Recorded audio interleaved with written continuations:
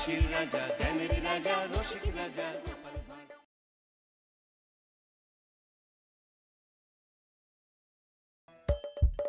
হাসির রাজা, জ্ঞানের রাজা, রসিক রাজা।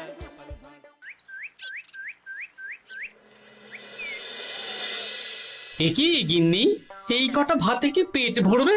ও যা ভাত আছে না, ওটা বেড়াল ডিগোতে পারবে না। হ্যাঁ, আরে বাবা, আমি আর বেড়াল এক হলো? এই বাড়তি কথা না বলে খাও তো।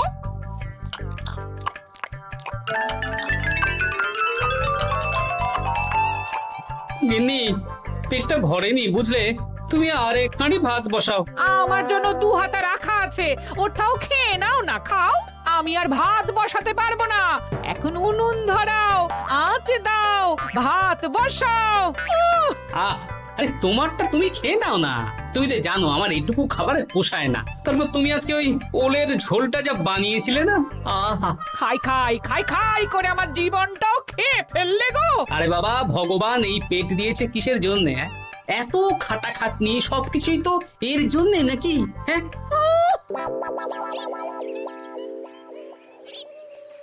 দাদু, অনেকদিন ভূতের গল্প শুনিনি, আজকে আমরা ভূতের গল্প শুনবো। বেশ, শোন তাহলে। আমাদের রাজ্যে আজ থেকে বেশ অনেক বছর আগে একটা খুব পেটুক লোক থাকতো। তোমার মতন পেটুক?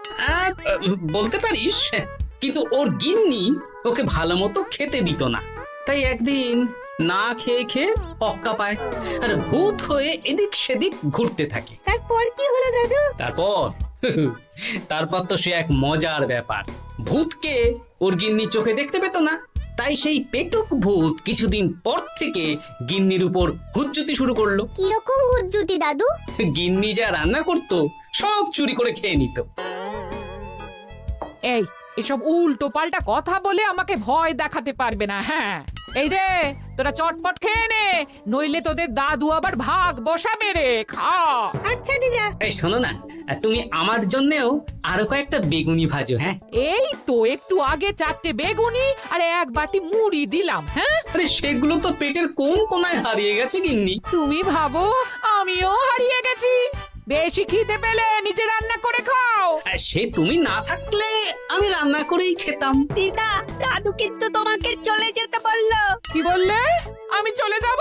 আরে তাহলে তাই হবে। এই গুলটে, তুই এসব কি বলছিস বলতো? গুছিয়ে বিদায় নিচ্ছি। আরে আরে আরে, কোথায় চলে যেতে বললাম গিন্নি? হয়েছি আর না, আজকেই আমি বাপের বাড়ি চলে যাব। হ্যাঁ, এই দেখো, আমি কোথায় চলে যেতে বললাম? তোমার মনের কথা আমি বুঝে গেছি। এই দেখো, থাকবো না এই পোড়ার মুখ সংসারে। যা। লক্ষ্মী সোনা রাগ করেছে। হাওয়া গরম আছে, চল এখান থেকে বেগুনি নিয়ে এখন কেটে পড়ি। এই সামান্য ব্যাপারে রাগ করার কি আছে বলো তো? এবার নিজের সংসার নিয়ে নিজে থাকো, সারাদিন শুধু খাই খাই আর খাই খাই। নাও এবার ঠেলা সামলাও। ভুল করেও আমাকে বাপের বাড়িতে ডাকতে যাবে না বলে দিচ্ছি। যদি যাও তাহলে আমার থেকে খারাপ কেউ হবে না, এই বলে দিলাম। ওগো, তুমি আমায় ছেড়ে চলে গেলে গো, এবার আমি কার কাছে বায়না করবো গো?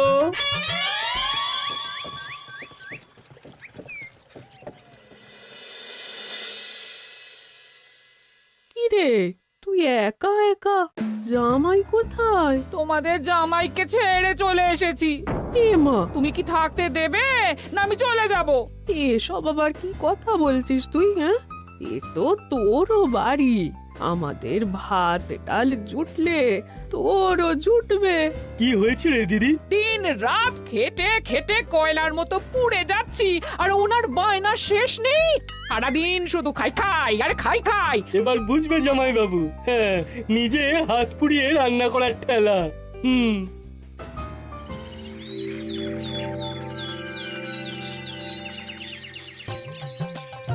গোপাল দাদা, ও গোপাল দাদা, ও গোপাল দাদা, গোপাল দাদা, এ দরজা খোলো, মহারাজ ডাকছেন। এই রে, অনেক বেলা হয়ে গেল। আরে দরজাটা খোলো। যাচ্ছি যাচ্ছি। আরে আজকে তো গ্রামের সেচ প্রকল্প নিয়ে আলোচনা আছে, মহারাজ তাই তোমাকে ডাকছেন। মুখ হাত ধুয়ে যাচ্ছি।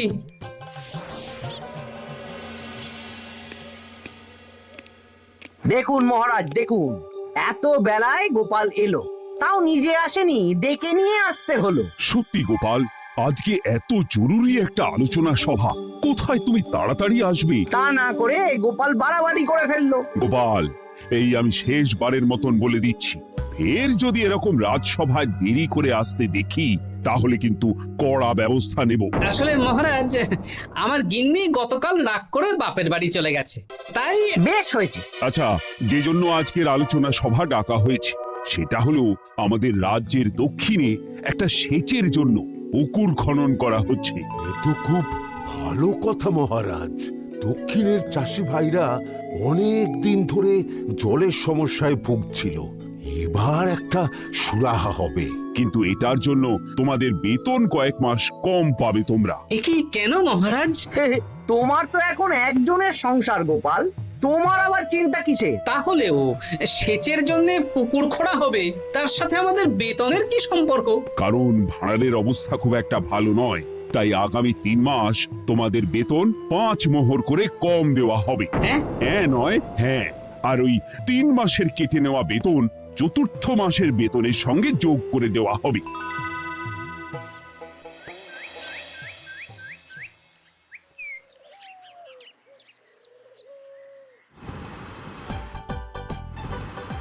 কি দাদু, এ তোমার চোখ মুখের কি অবস্থা? কালি ঝুলি মেখে ভূত। কি আর করবো বল, এসব কি আমার কাজ রে? কালকে ভূতের গল্প শোনাচ্ছিলে, আজকে নিজেই ভূত সেজে বসে আছো।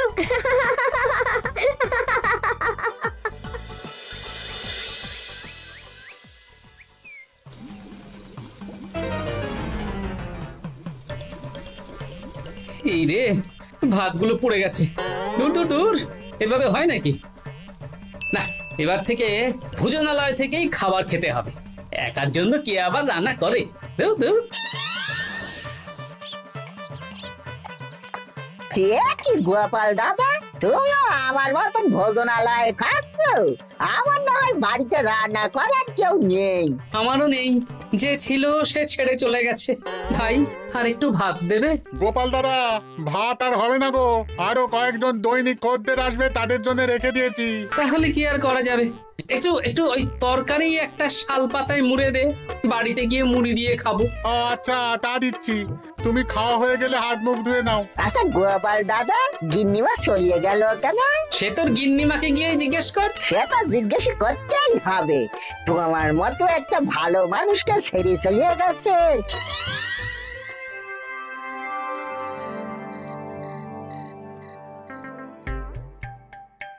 এসো এসো। এই নাও ধরো, পুঁটির মা তোমার জন্য কটা রুটি আর তরকারি পাঠালো। শুনলাম তুমি বাইরে ভোজনালয় খাচ্ছ। কি আর করবো বলো, একদিনই ঘর দুয়ারের একই অবস্থা করেছো গো গোপাল দাদা। ওই একার সংসার, এখন আমার কাজের মধ্যে 2, খাই আর শুই। তা গিন্নিমাকে খবর দাও। না না না, খবর দিলে আবার অশান্তি শুরু করবে, বরং তুমি গিয়ে বলো। বেশ, তাহলে কালকে আমি তোমার শ্বশুর বাড়ির দিকে সার কিনতে যাব, না হয় গিন্নিমাকে আমিই খবর দিয়ে দেবো।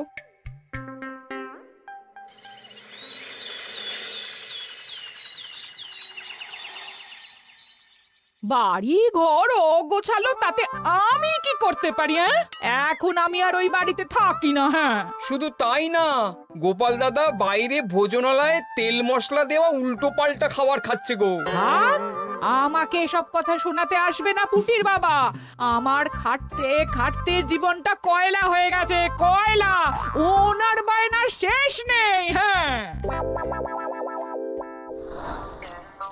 বুঝলে গোপাল দাদা, আমি গিন্নিমাকে অনেক করে বোঝালাম, কিন্তু কিছুতেই কোনো কথা শুনলো না।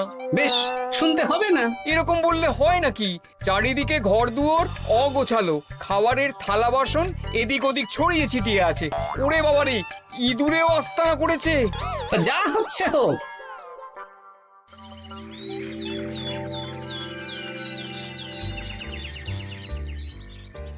ভোলা, আটটা কচুরি দাও তো ঝটপট, খেয়ে রাজসভায় চলে যাব।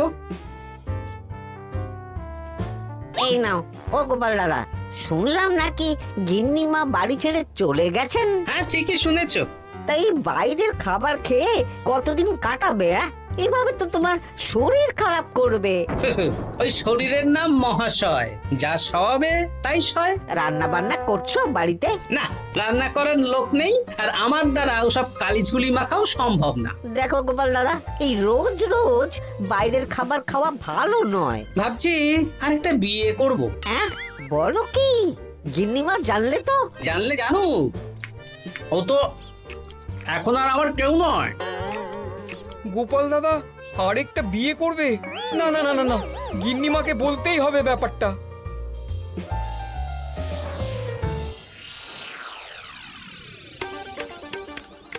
গিন্নিমা, তুমি আবার এসেছো পুটির বাবা। সর্বনাশ হয়ে গেছে। আবার কি সর্বনাশ? হ্যাঁ, বাড়ির চারিদিকে অগোছালো, ইঁদুর মশা মাছি ঘুরে বেড়াচ্ছে। আমি আর ওই বাড়িতে যাব না। গোপাল দাদাও সেই ব্যবস্থাই পাকাপাকি করতে চলেছে, আরেকটা বিয়ে করবে। কি বললে? জল জ্যান্ত বউ থাকতে আরেকটা বিয়ে? হ্যাঁ, আমি আজকেই যাব। ওর একদিন কি আমার একদিন? হ্যাঁ, আমি আজকেই যাব। এই দিদি, এক মুহূর্তে এরকম বদলে গেলি কেন? আবার আবার তো জামাইবাবু তোকে কাটাবে। তা বলে তোর জামাই বাবুটাই অন্য কারোর হয়ে যাবে? হ্যাঁ, আমি বেঁচে থাকতে আমি হতে দেব না। তাহলে দিদি আমিও যাব। ওই জামাইবাবু অতিরিক্ত খায়, জামাইবাবুর খাওয়া বন্ধ করতে হবে, বুঝলি? ঠিক আছে, চল তাহলে চল। ঠিক আছে, চলুন তাহলে। হ্যাঁ হ্যাঁ, তাই চলো। বুঝলি দিদি, আমার মাথায় একটা মতলব এসেছে। হ্যাঁ। কি মতলব শুনি?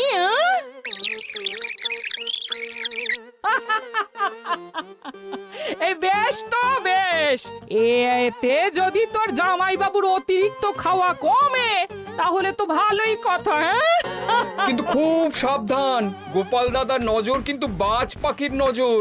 তাহলে যাওয়ার পথে একটা সাজঘর হয়ে যেতে হবে। হ্যাঁ, তাড়াতাড়ি চলুন, রাতে মনে হয় ঝেঁপে বৃষ্টি হবে।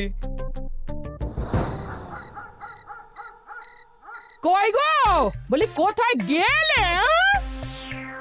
এ কি, আমি তো বেশ ভালোই ছিলাম, তা তুমি আবার ফিরে এলে কেন?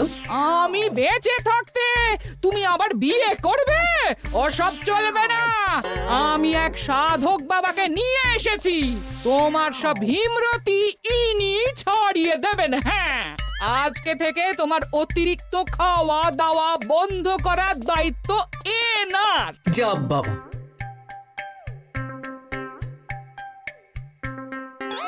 কি করেছো গো? হ্যাঁ, ঘর দুয়ার তো পুরো শ্মশান হয়ে গেছে গো।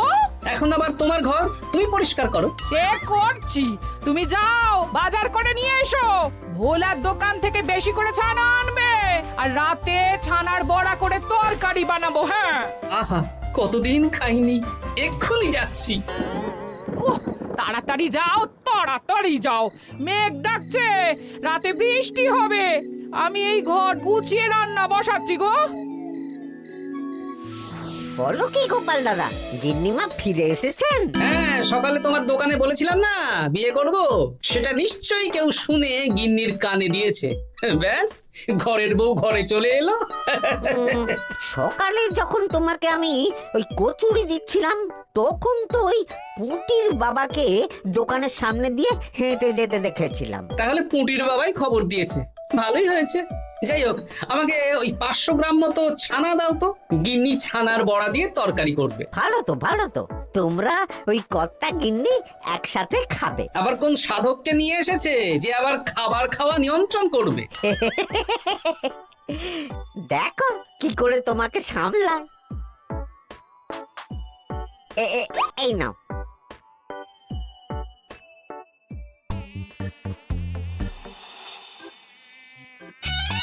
দেখি গিন্নি, আমার জন্য দুটো বড়া আর ওনার জন্য এতগুলো? বেশি খেলে তোমার চেহারা ঠিক হবে না বৎস, তোমাকে রোগা হতে হবে, তাই কম খেতে হবে, বুঝলে? ঠিক আছে, আপনাকে আমি মজা দেখাচ্ছি। অগত্যা গিন্নির হাতের খাবার খাচ্ছি, এই আমার 14 পুরুষের ভাগ্য ভালো।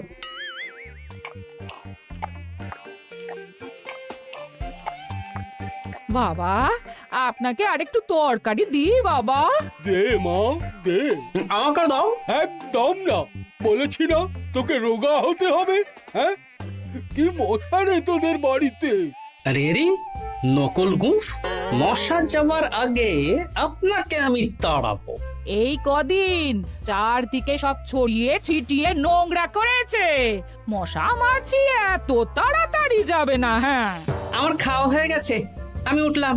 আপনি ভালো করে খান কেমন?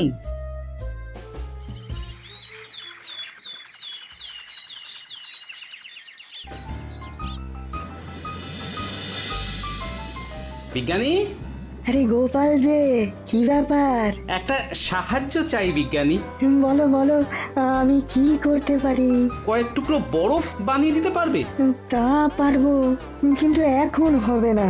তুমি বরং সন্ধেবেলার পর নিয়ে যেও, কেমন? খুব উপকার করলে বিজ্ঞানী। আমি ওটা বিশেষ মোড়কে তোমায় দেব, যাতে গলে না যায়। ধন্যবাদ বিজ্ঞানী, এখন তাহলে আসি।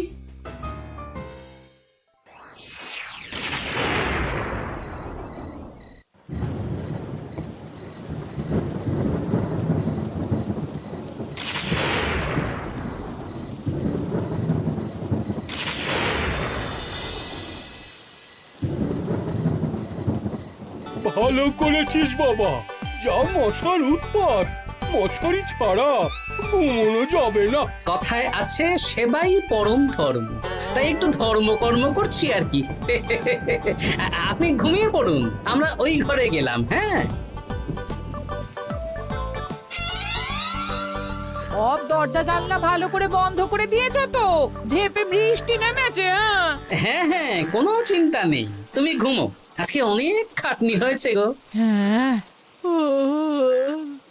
জয় ঠাকুর।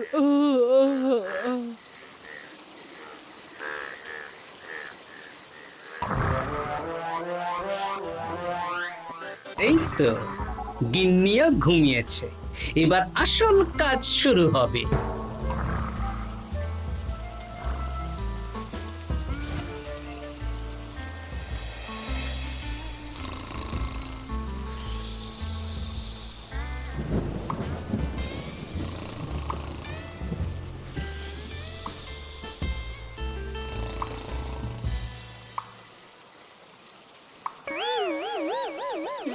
কি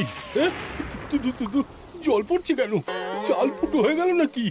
এত রাতে দিদিকে ডাকা ঠিক হবে না। আরে আরে কি মুশকিল, এখনই জল পড়ছে।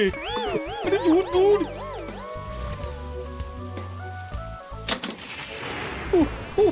বাপরে বাপ।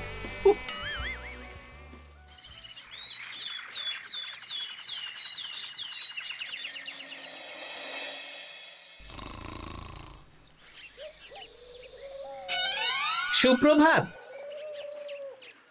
প্রভাত আর শু নেই। কেন? সারা রাত প্রথমে ভিজেছি, তারপরে মশার কামড় খেয়েছি। ভিজেছেন কেন? কি রাতে চাল ফুটো হয়ে জল পড়ছিল। খুব ঠান্ডা লেগেছে। একটু একটু মধু আর তুলসী পাতা দে, একটু খাই। এই দিচ্ছি বাবা। এ হতেই পারে না, কদিন আগেই তো চাল সারিয়েছি।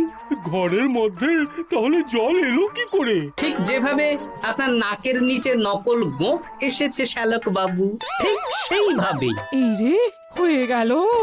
দাড়িটাও তো নকল। না মানে আমি বুঝিয়ে বলছি গোপাল, তুমি তো একটু বেশি করে খাও, তাই আমি ভেবেছিলাম ওই তোমার যাতে খাওয়াটা একটু কমে, তাহলে আমার দিদির খাটনিটা একটু কমবে। খাটনি কমাতে তো আপনি আসেননি, উল্টে আপনি নিজের ছলে বলে খাচ্ছিলেন। অতিথি হিসেবে এলে নিশ্চয়ই খাওয়াতাম, কিন্তু এটা আপনি ঠিক করেননি। ওগো, ও তো আমার ভালোর জন্যই করেছে। তুমি আমার বিবাহিত স্ত্রী, ও এখন তৃতীয় ব্যক্তি, তুমি ওর কথা কেন শুনবে? হ্যাঁ, প্রথমে বাচ্চাগুলো মস্করা করলো, সেই শুনে তুমি চলে গেলে। হ্যাঁ, ওরা তৃতীয় ব্যক্তি, ওদের কথায় কান দিলে।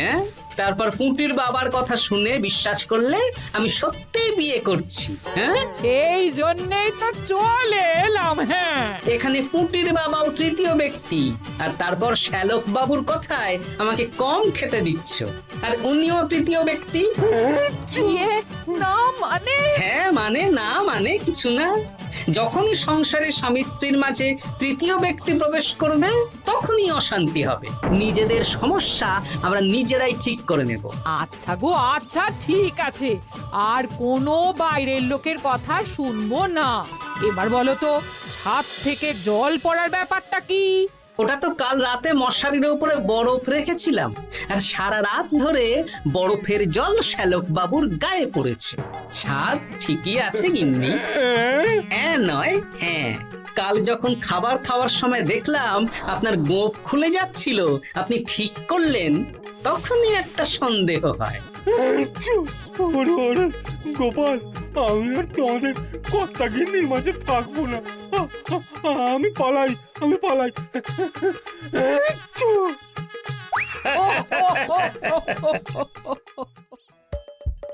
হাসির রাজা জ্ঞানের রাজা রসিক রাজা